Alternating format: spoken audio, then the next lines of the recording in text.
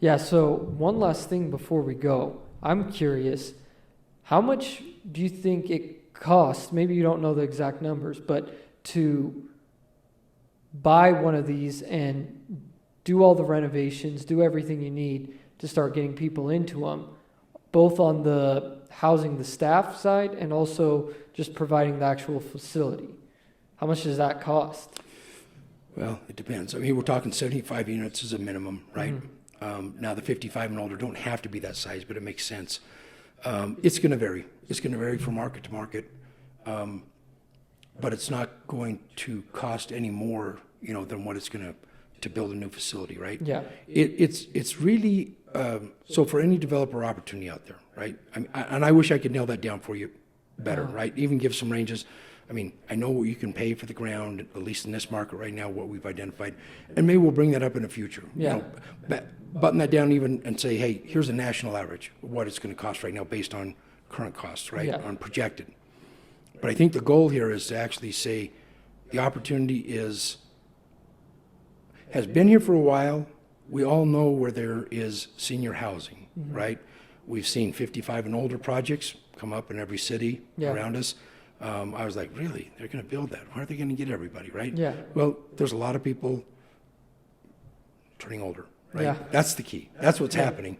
And there's a lot of different, it's not the traditional family of the 50s, of the greatest generation, right? Where Yeah. you come home and they raise their families and then they die in those homes. Yeah.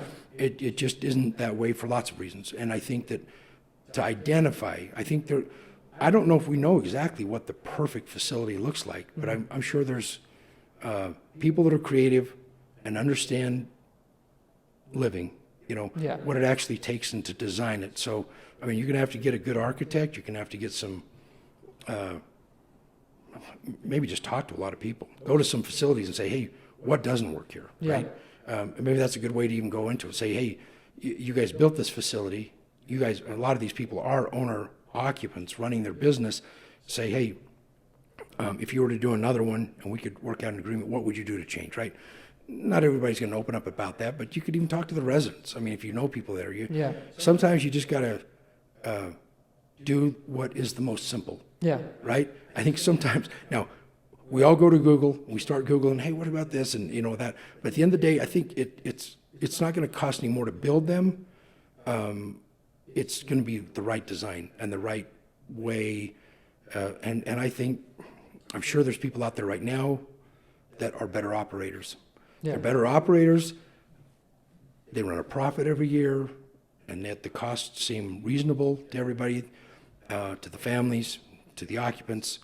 I mean, this is going to be something we're going to have to pioneer a little bit. Yeah. It's a problem that hasn't been resolved yet. I mean, we just have something that's transitioned to where, with healthcare and how the trend of that is happening right now. So I think that's it, the opportunity.